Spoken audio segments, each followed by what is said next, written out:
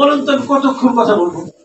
এই যৌক্তিক সময়টা কি আমি নির্ধারণ করব, নাকি উনি নির্ধারণ করবেন, নাকি দর্শক যারা আছেন, শ্রোতা যারা আছেন তারা নির্ধারণ করবেন? যার পেটে এই মুহূর্তে ক্ষুধা আছে উনি চাইবেন তাড়াতাড়ি বক্তব্য শেষ হোক, গিয়ে আমি লাঞ্চটা করবো। আর যে এইমাত্র লাঞ্চ করে আসেছেন তার তো কোনো সমস্যা নাই, বলুন ভাই বলেন, আপনি বলেন, ভালো সমস্যাটাকে শুনি। যৌক্তিক সময়টা কে নির্ধারণ? উনি কিন্তু নির্ধারণ করে দিলেন যে আপনারা সবাই 1 মিনিট বলেন। কেউ কি 1 মিনিট বলেছেন? কেউ বলেন নাই। কারণটা কি? কারণ যারা বলেছেন তারা মনে করেছেন 1 মিনিট কোনো যৌক্তিক সময় হতে পারে না। তাহলে ঘটনাটা কি ভাই? আপনি ধরেন আপনার বাড়িতে আপনি একটা রুম নতুন করে বানাবেন, আপনি যখন একজনকে কার্পেন্টার ডাকবেন, অথবা একজন রাজমিস্ত্রিকে ডাকবেন, অথবা একজন আর্কিটেক্টকে ডাকবেন, আপনি প্রথম কি জিজ্ঞাসা করবেন বলেন তো? প্রথম প্রশ্ন, ভাই তুমি কত নিবা এবং তারপরে তুমি কত দিনে করবা?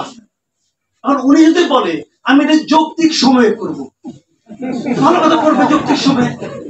এখন উনি যৌক্তিক সময় করতে, উনি যদি এক্সপার্ট হয়, ওনার যদি আরো কিছু চাহিদা থাকে যে এখানে শেষ করে উনি আরেকটা কাজ ধরবেন, বড় কাজ, উনি কিন্তু ওনার যৌক্তিক সময় তখন 3 দিন হবে।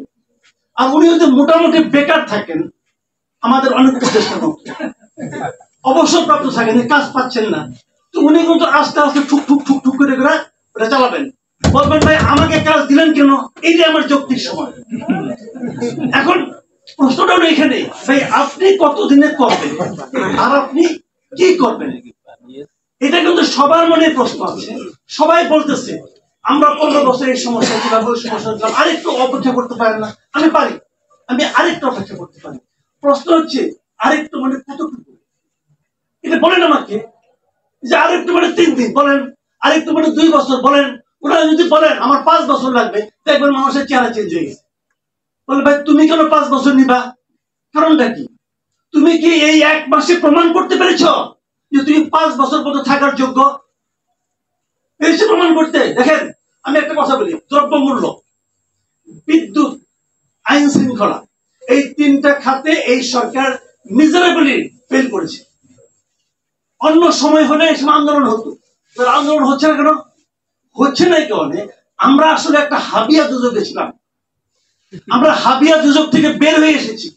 বের হয়ে আসার পর দেখতেছি আমার এই আঙ্গুলে আগুন লাগে, এই আঙ্গুলে আগুন লাগে, এই আঙ্গুলে আগুন লাগে। এই 3 আঙ্গুলে আগুন কিন্তু আমি অন্য সময় সহ্য করতাম না, কিন্তু আমি তো দোজগে ছিলাম ভাই। দোজগ থেকে বের হয়ে এসেছি, এই জন্য ওই তাপটা এখনো টের পাই। 2 দিন যাক আমি কিন্তু হাবিয়া দুযোগের কথা ভুলে যাব। তখন ওই আঙ্গুলের সামান্য তাপ আমার কাছে অসহ্য লাগবে। তখন আপনি কি করবেন? আপনাদেরকে সেই প্রিপারেশনটা আছে? অনেকে হয়তো বলবেন, একটু আগে আমি প্রথম এসে শুনলাম আমাদের বক্তব্য যে রাশেদ খান বলতেছিলেন যে বেসরকারি বিশ্ববিদ্যালয়, পাবলিক বিশ্ববিদ্যালয়, প্রাইভেট বিশ্ববিদ্যালয়ের মধ্যে একটা দ্বন্দ্ব তৈরি হয়েছে। এই দ্বন্দ্ব তো অবধারিত। এই সরকারের প্রথম ভুল যেটা ছিল, ভুল আছে কিন্তু আপনি বলবেন যে আমি ভুল ধরেন কেন? ভুলই তো ধরবো।